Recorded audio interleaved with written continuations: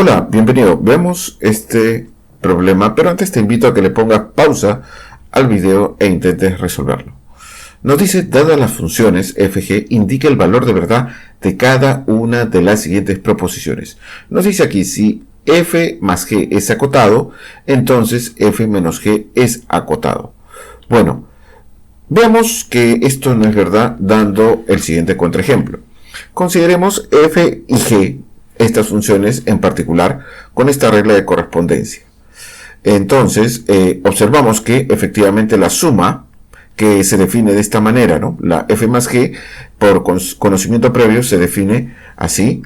Y reemplazando estas expresiones, tendríamos que sí, efectivamente, esta suma de funciones f y g es acotada. Pero, ¿qué pasa si las restamos? F menos g.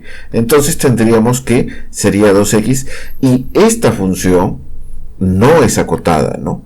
No es acotada. Por lo tanto,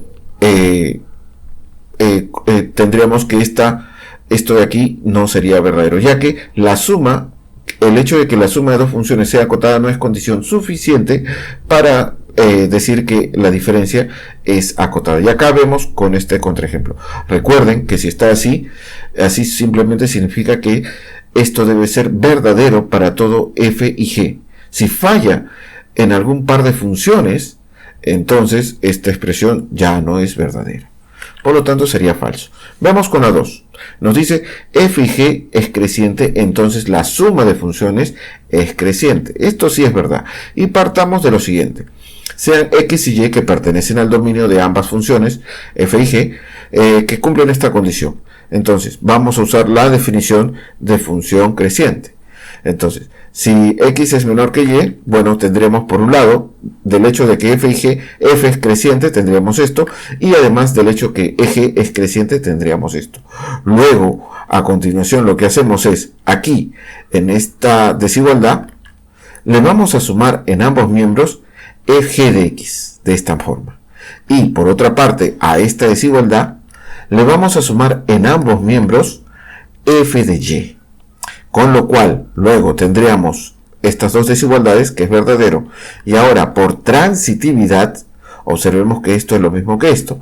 Por transitividad tendríamos entonces que esto de aquí es menor que esto. Por lo tanto, podemos concluir esto de aquí. Luego, por definición de la suma de funciones, tendríamos esto. Y finalmente, acabamos de demostrar que si x es menor que y, entonces la suma de funciones crecientes es una función creciente. Por lo tanto, la 2 sería verdadero. Y finalmente, para el caso 3, vamos a tomar las mismas funciones de la 1 para demostrar que 3 es falso. Que si f y g son biyectivas, la suma no necesariamente es biyectiva. Y justamente, tomemos las mismas funciones que en el caso 1. Aquí está.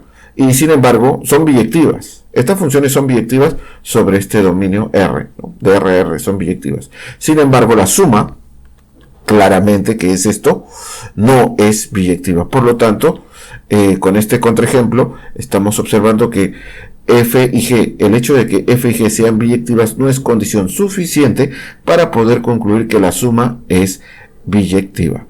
Por lo tanto, la respuesta sería eso. Bueno, espero se haya comprendido y si hubo algún razonamiento oscuro, por favor, deja tus comentarios. Nos vemos. Hasta pronto.